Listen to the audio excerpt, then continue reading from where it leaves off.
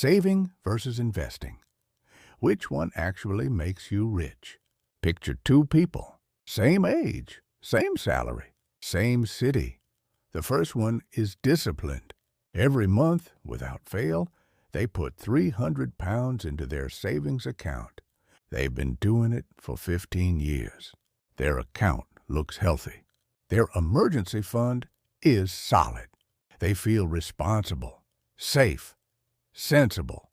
The second one puts the same 300 pounds somewhere most people find slightly uncomfortable. Not a savings account. Something a little less certain. Something that goes up and down.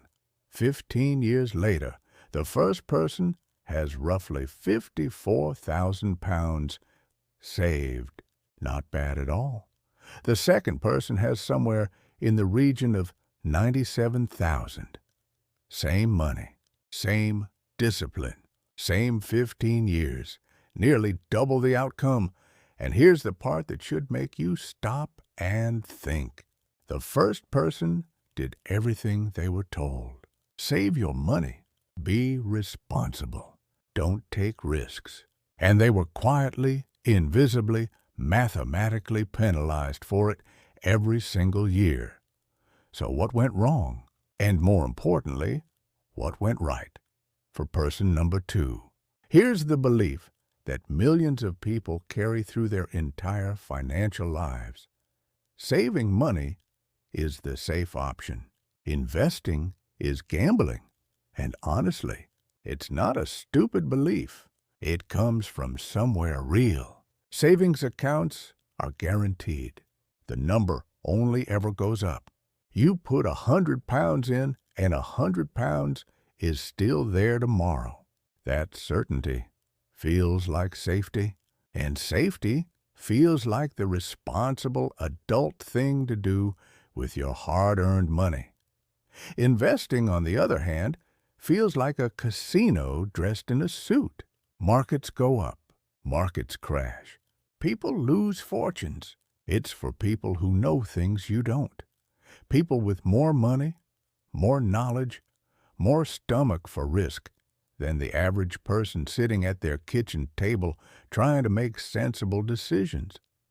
So people save consistently and responsibly, and they feel good about it because the number in their account keeps growing, and the balance never frightens them.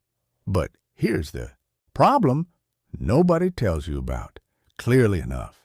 There is a thief operating inside every savings account in the country. It works silently. It never triggers an alarm. And by the time most people notice it, it has already stolen years' worth of financial progress. That thief is called inflation. Inflation is simply the rising cost of things over time. A basket of groceries that cost 50 pounds 10 years ago costs more today. A car, a holiday, a house. Everything gradually costs more as time passes. That's inflation doing its quiet, relentless work. Now here's where your savings account runs into serious trouble. If inflation is running at 3% a year and your savings account is paying you 1.5% interest, you are losing purchasing power every single year.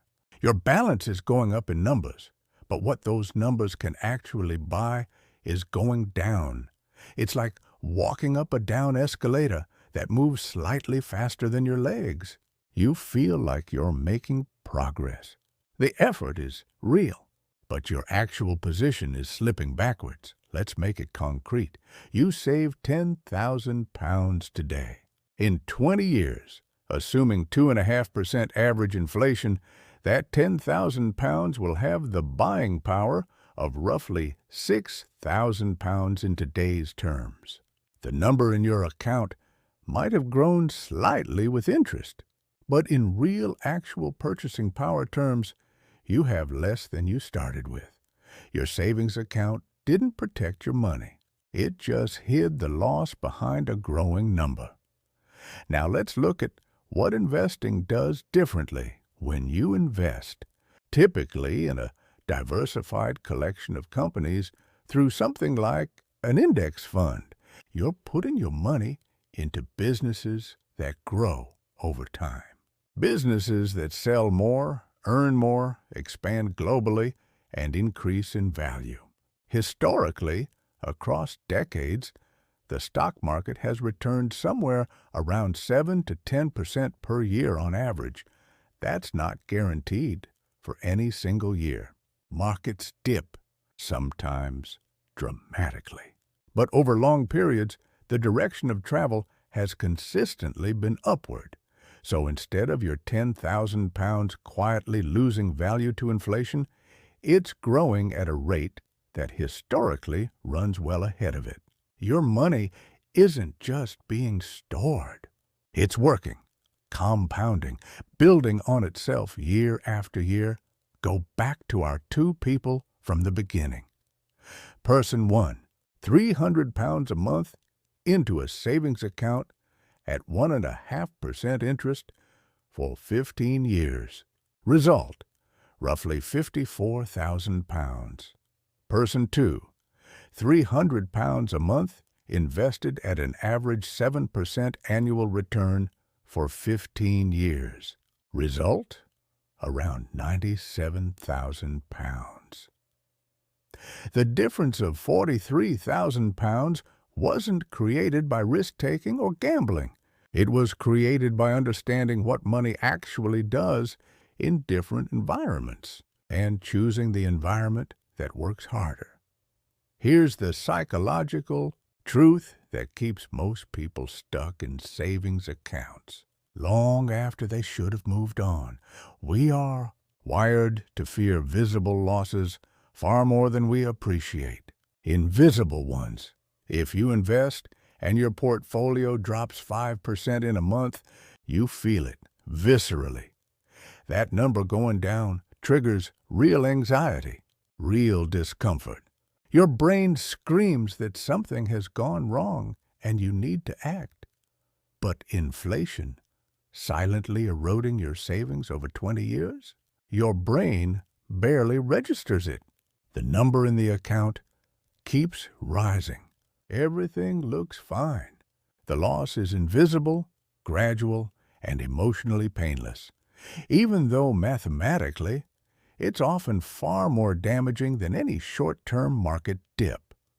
Psychologists call this loss aversion. We feel the pain of a loss roughly twice as intensely as we feel the pleasure of an equivalent gain. So, a market drop of 10% feels catastrophic, even when history shows markets have recovered from every single drop they've ever experienced. Meanwhile, the guaranteed slow erosion of inflation feels like nothing at all, because it doesn't look like a loss. It looks like stability. This is the great illusion of the savings account. It feels safe. It looks safe. But for money you won't need for 5 years or more, it is quietly one of the most expensive places your money can sit. There's a second psychological trap at play, too. Investing feels like it requires expertise, like you need to understand charts, read financial reports, and know the difference between a dozen different things before you're qualified to start. And that feeling of not being ready, not knowing enough, keeps people in savings accounts for years while they wait until they feel sufficiently informed. The painful irony is that the most effective form of investing for most people requires almost no expertise at all. A simple, low-cost index fund that tracks the broad market requires no stock picking, no timing, no specialist knowledge. You buy a tiny slice of hundreds of companies at once. When the economy grows, you grow with it. When it dips, you hold, because you know it has always recovered. Buffering is not brilliance. Patience is the strategy. and patience requires no qualifications. So here's how to actually think about this going forward. Saving and investing are not competitors. They are tools, and like any tools, their value depends entirely on using them for the right job.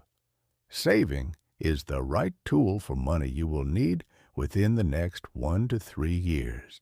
Your emergency fund, ideally 3 to 6 months of living expenses, lives in a savings account. Money you're putting aside for a house deposit you want in 18 months lives in a savings account. Short-term goals, near-term needs, your financial safety net. All of that belongs in savings, protected, accessible, guaranteed. Investing is the right tool for money you won't need for at least 5 years, ideally longer. Money you're building for your future, for retirement, for financial freedom, for the version of your life that doesn't depend on showing up to work every single morning. That money should not be sitting in a savings account losing ground to inflation year after year. It should be invested, working, compounding. The practical steps are simpler than most people expect. First, build your emergency fund in a high-interest savings account. Shop around. Rates vary significantly, and switching takes minutes. Get your safety net in place before you invest a single pound. This is non-negotiable because investing only works if you never need to pull the money out early in a panic. Second, open a stocks and shares ISA. In the UK, this lets you invest up to £20,000 a year and pay zero tax on any growth or income. It is one of the most generous financial tools available to ordinary people, and the majority of people eligible for it have never used one. Third, choose a simple, low-cost global index fund, not individual stocks, not complex products. A fund that tracks the broad market, something with low annual fees, ideally under 0.5%. Set up a monthly direct debit and leave it alone. Then do the hardest thing of all. Nothing. Don't check it every day. Don't react to headlines. Don't panic when it dips, and don't celebrate too early when it spikes. Just let time do what time does. Saving versus investing. At the start of this video, it might have sounded like a choice between caution and risk, between the responsible path and the frightening one. But what it's actually a choice between is a visible illusion of safety and a slightly uncomfortable path to genuine financial growth. The savings account shows you a number that only rises. It feels good.